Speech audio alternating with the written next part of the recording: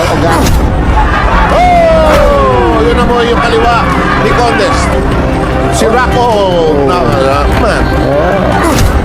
Yun, tinamaan ng isa right hook. Bilis na Usapang boxing, palitan ng mga malalakas na kamao. Dahil sa tagumpay ni Manny Pacquiao sa boxing, hinahangaan ito at marami ang sumunod sa kanyang yapak. At isa dito ang tinaguriang Little Pacquiao mula Look, Romblon, si Florante Condes, isang knockout artist na may 21 panalo, 20 knockouts at naging IBF minimum weight world champion. Sa kanyang unang laban sa labas ng bansa, agad siyang sumalang sa pinakamalaking laban ng karera niya kontra sa matinding kampiyon ng Indonesia, si Muhammad Rahman, na may higit 60 panalo at 32 knockouts.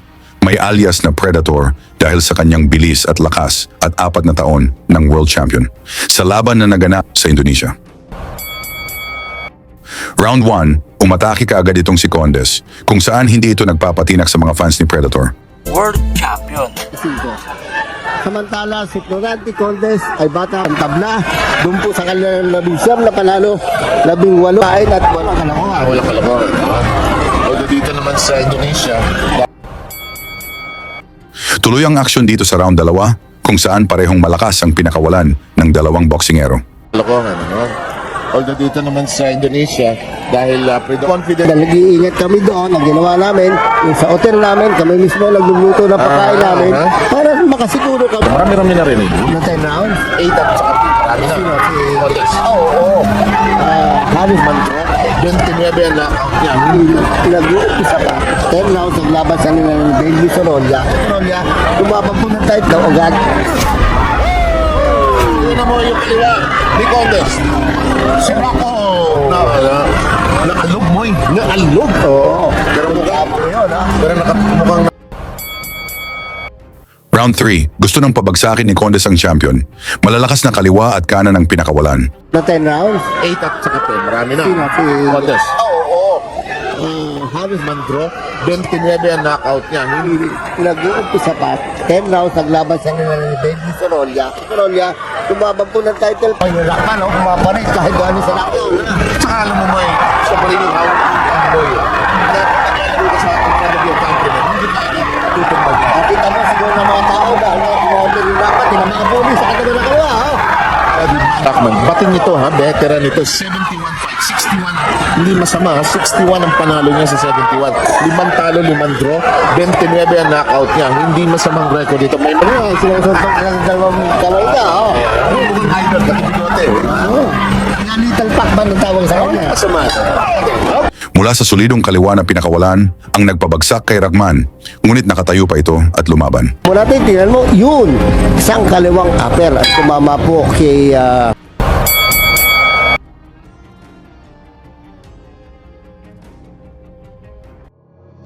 Nga ulit ha. Oo. Fourth round na po tayo. Nagkaroon na po tayo ng first knockdown. Ito po ang International Boxing Federation Mini Flyweight Championship Challenger Florante Condes of the Philippines against Muhammad Rahman. Itong timbang natin hanggang bandang weight ni Pacquiao. Oy, bumubuelo si Condes. Tatama po si Rahman doon, ha?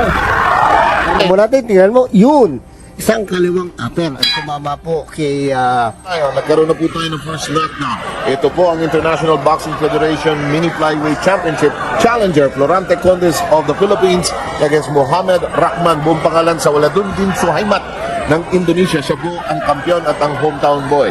ayun, sa ibang bansa. Yes. At ayon sa kay Condes nung makausap ko, sabi niya, nung ma-knockdown daw niya si Rahman, medyo nasaktan niya yung kanyang kamay. Dahil wala nga, kapanood naman natin ng ilang beses yan. Talagang paglaban ni Condes, kaya, Kasi nga yung buwelo, momentum mo bagay. oo, pareho sila nakagulong. Florante Condes continue.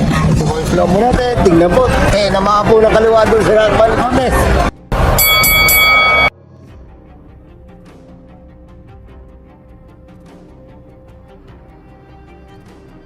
Bird Resort Corporation ay hindi natin mapapanood ito. Totoo po. At kaya kami nagpapasalamat po sa mga tumutulong dahil nga po itong si Conde nakapila sa premyo. Baka pigka kasi doon. Well, ang isip po, si Conde, sa katawan niya sinusuntok talaga yung champion, yung si Rahman. Yung Rahman maganda mag-depensa. Mas dan mo. Dahil World Championship po ito.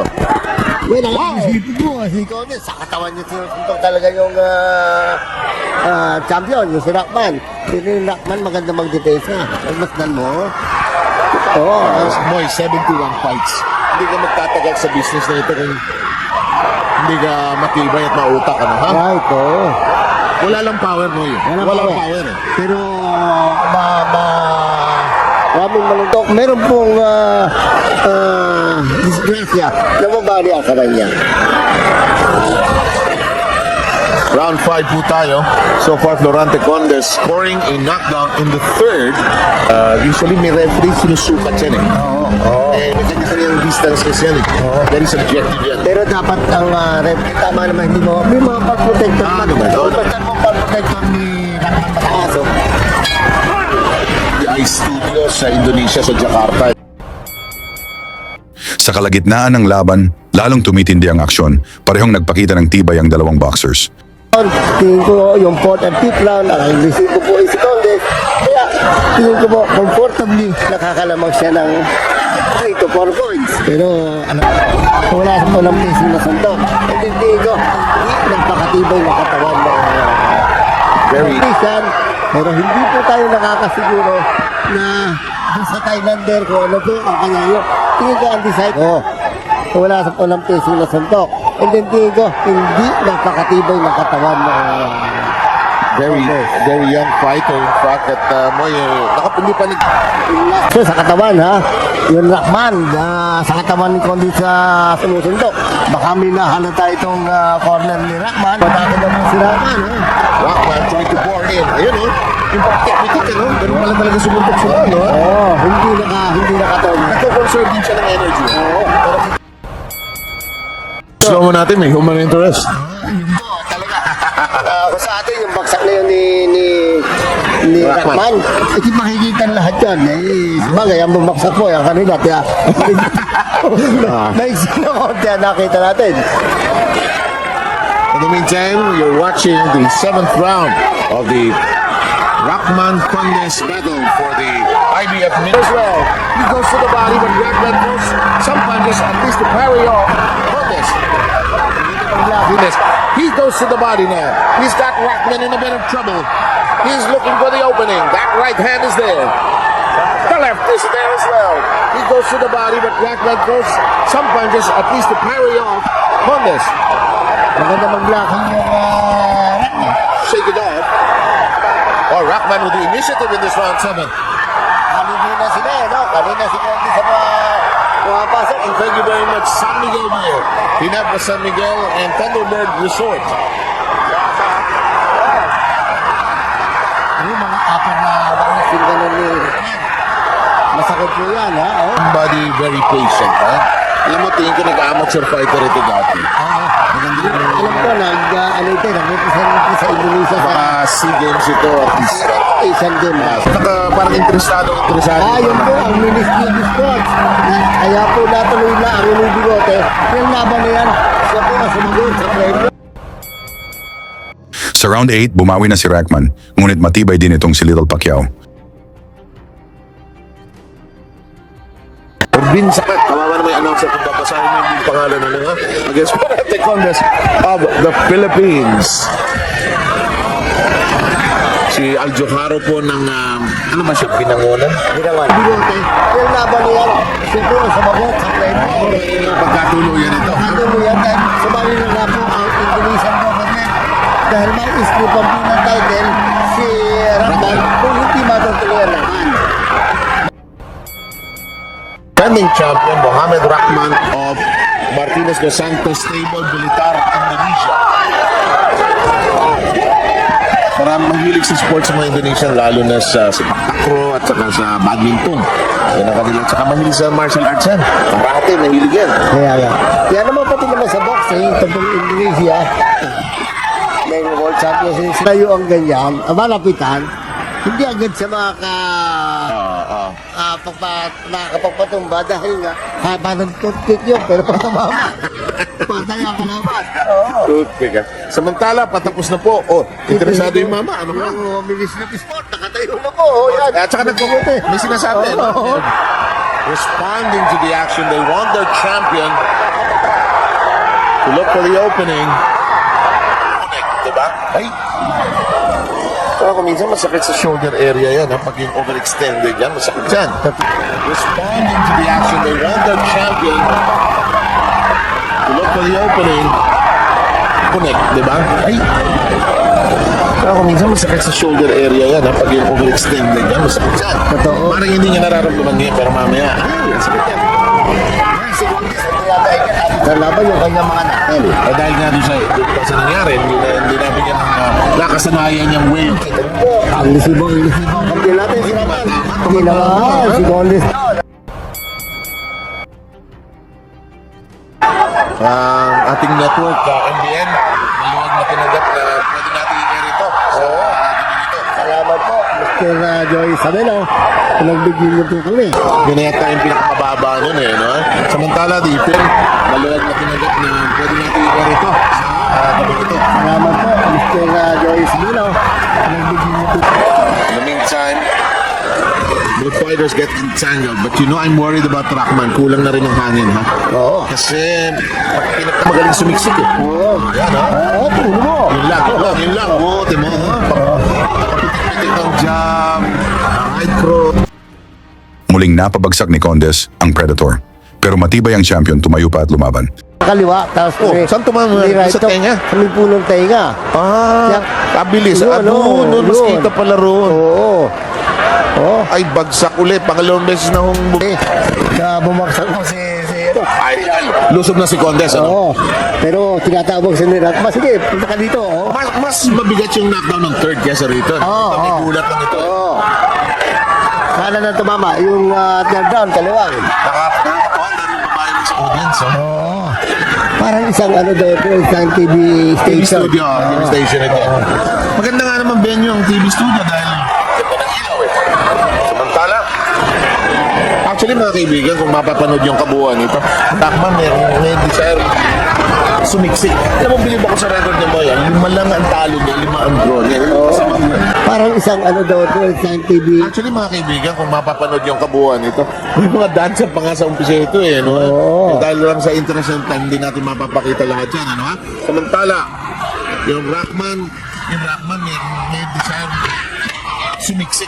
Alam mo, bilib ako sa record na mo yan. 5 lang ang talo niya, 5 ang draw niya. Hindi masamang record ko, ha?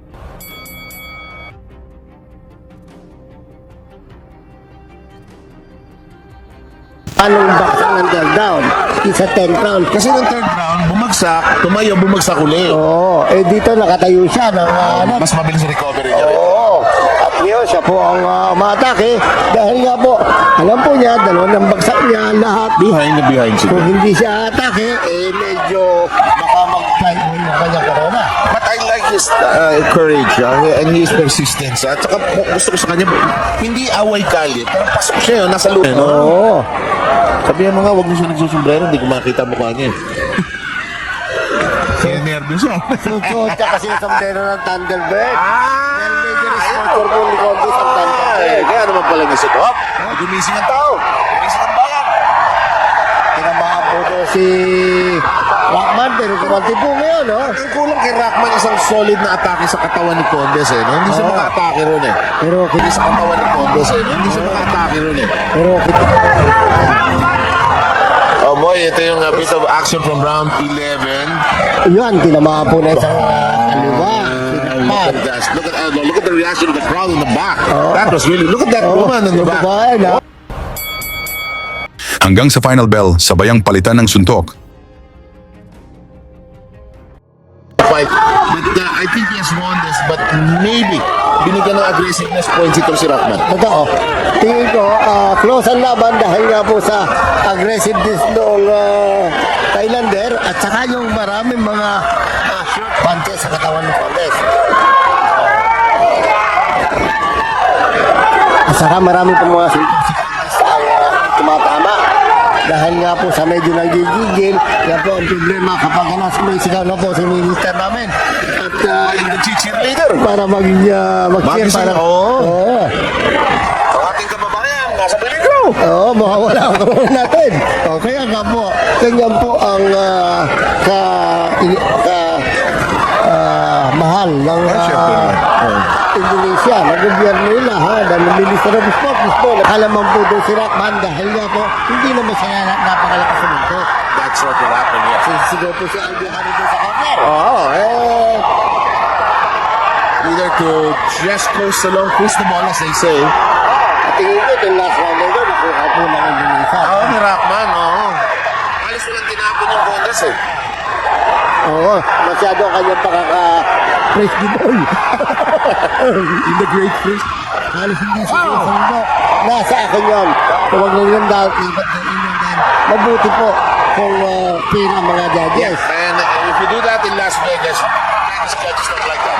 Yeah. Ayaw nila yun. Yeah. Gusto nila to the finish eh. Alright. So ito po si Condes, malamang mapanood dati niya sa undercard ni Pacquiao. Ah, okay. So that'll do it for this.